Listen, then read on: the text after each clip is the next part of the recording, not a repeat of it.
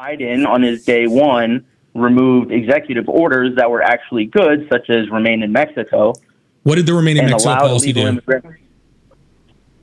I didn't hear you. You cut out. What did the remain in Mexico policy do? It kept people who were seeking asylum in Mexico. So it stopped legal migration.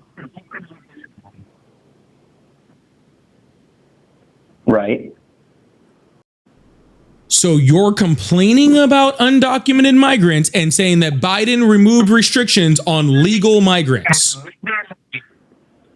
It's not legal migrants. It's people seeking asylum, which is legal, but they are not granted access. Yes, they are. 8 U.S. Code 1158. They are not. 8 U.S. Code 1158. They literally are.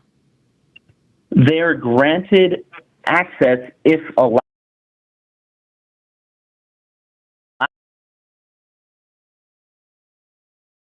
Stopped them from being allowed by customs. The difference is, so now the difference is you have people who are legal, who are coming to the border, which is totally fine. They can come and say, hey, I'm seeking asylum.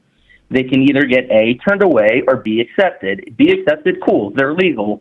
If they don't get accepted, they're illegal. But the difference is Trump's policy was remain in Mexico. So if we said no, or we don't have an answer for you yet, you need to stay in Mexico until we do have that answer for you, that was fine. But what was the point of asylum on day one for Biden was you can stay here in the United States. You don't understand any of this, sir. What's the point of asylum? What? What's the point of asylum? What is the point of asylum? Mm-hmm. For people who are in tough circumstances in their own country. People who are in fear in their lives and being persecuted. Okay. What the Remain in Mexico did. Right. Hold on. Nope. I'm going to explain it to you because you don't know what you're talking about. And I'm going to attempt to edit. Sir, I know if you're quiet for 2 seconds, you might accidentally learn something, but I am going to need you to be quiet so I can explain this to you because it's going to destroy your entire... Go on. You're what? I'm getting less intelligent talking to you, but please. Sir, you can't get less intelligence than the stupidest person I've talked to today. I haven't insulted you once. There's no. And I am insulting you once. Shut the fuck up while I'm talking. I can say you're a liar because. All right. So let me explain to you how the Remain in Mexico policy works because you don't fucking know. So again, shut the fuck up because while you might not have any will whatsoever to actually learn something past whatever your fucking podcast or Fox News told you, there are quite a few people talking who would actually like to be more intelligent than a fucking rock. Okay? So I'm going to explain it to them so they can fucking listen. All right. Sound good? Perfect. I don't care what you think.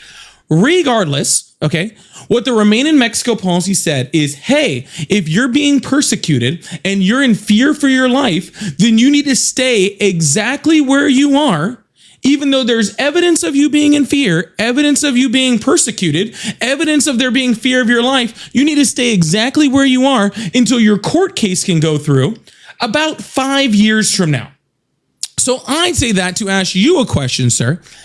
If you're in desperate need of you're in persecution or desperate fear of your life, into a point where you have to seek asylum, what the fuck is the point of seeking asylum if you have to stay in the horrible spot you're at for 5 years?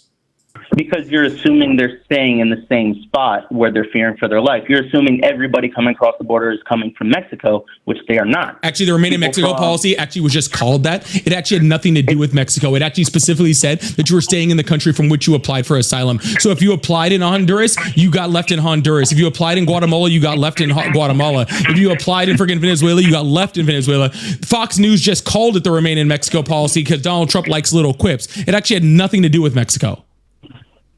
But again, you didn't read the policy because you don't know what you're talking about and you're trying to claim that you know what you're talking about. That's why I'm trying to educate you and you won't fucking listen, but you never read the fucking policy.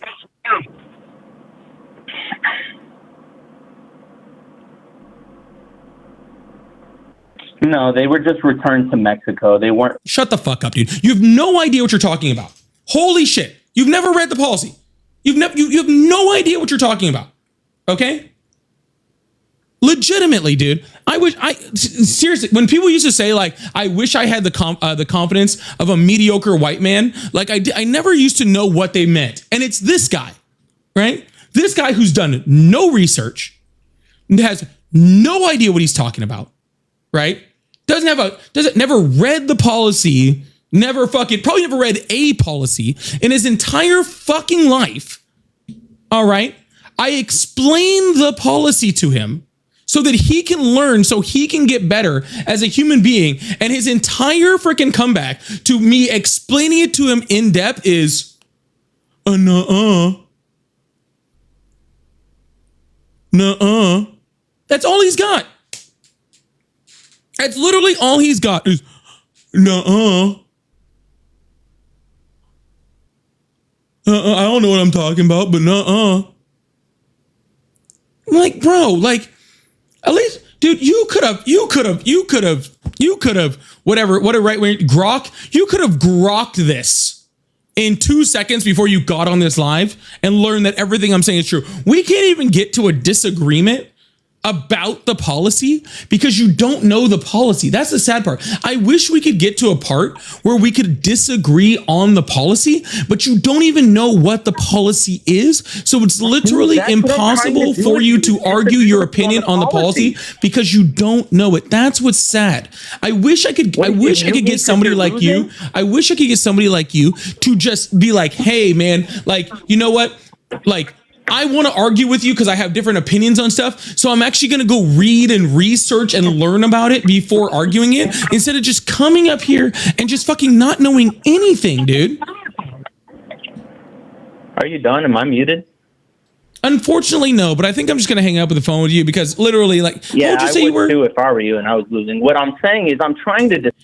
Anyways, you're dude, guy, if you have to say that you're winning, just let you know. And I tell people all the time this, okay? If you have to say that you're winning something, you're not winning it, okay? Not one time. I do this 3 hours a day, 5 days a week. Not once do I ever have to say I'm winning. Not once. Never have to say it. I never have to say I'm winning. I never have to say you're losing. I never have to do that, okay? Because I just let my argument, okay? I let my argument decide who's winning and losing. The people that are listening know who's winning and losing. They just have to listen. Okay?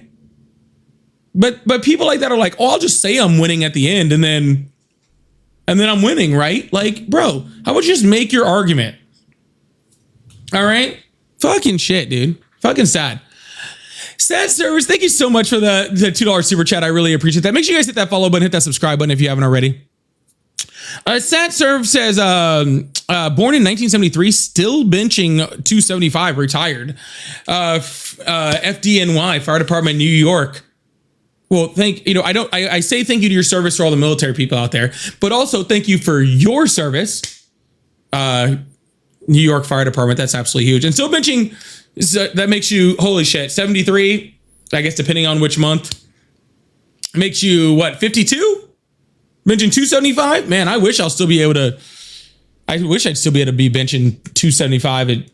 I can probably barely bench 275 right now, to be honest with you.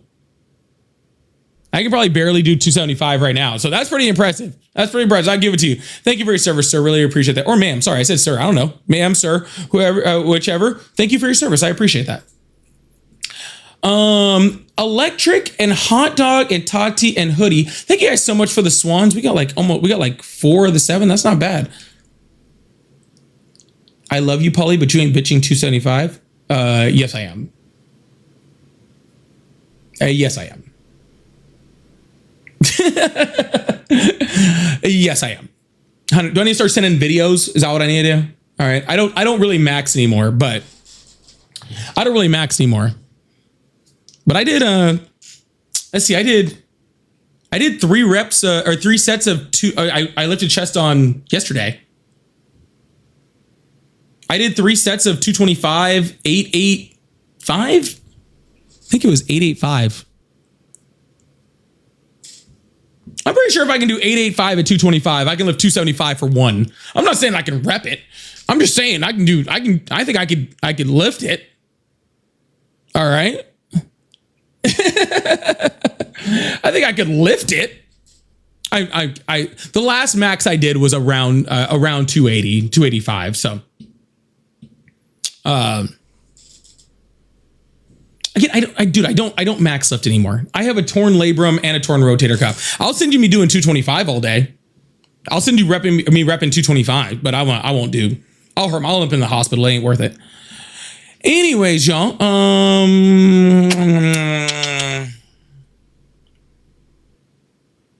What was I going to do?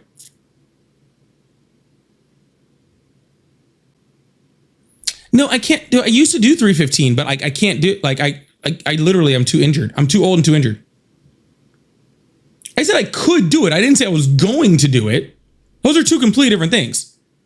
I said I could do it. Just because I could do something doesn't mean I'm going to do it. Dude, bro, I am almost 40. I don't ego lift anymore. All right? I don't ego lift anymore. That's some young people shit, dude. Okay? No, I said I was doing 225 for reps. I'll send you videos of that. I am not tearing my rotator cuff more to please you. Sorry. I am too old. All right. You can go ahead and believe whatever you want. I ain't ego lifting the fucking and tearing more shit. Dude, I have a separated, separated bicep ligament in this shoulder. And then I have a partially torn something back here. I don't know. I went and saw orthopedics. They just put 3 shots in my shoulders. They hurt, but my shoulders feel a lot better. Actually, they do. Truthfully. Hey, some of y'all are more beasts than me. All right. That's fine. I'm okay. Joseph, thank you so much for the $5. At Paulie, some callers seem unaware that economics is actually a science and aspects of it. Lump of labor fallacy may feel counterintuitive. They may be mistaking what you say for mere opinion when in reality it's sound economics. Making them aware of that might help. That's actually a big problem I have with a lot of things. W's in the chat for Joseph for that $5. They actually have a lot of things. They confuse a lot of the things. They confuse a lot of the things that I do. But a lot of things I'm saying with like just my opinion on things. Like I think I make it pretty clear when I'm talking about things, whether I'm talking about my opinion or I'm talking about, just facts of things. I try to make that pretty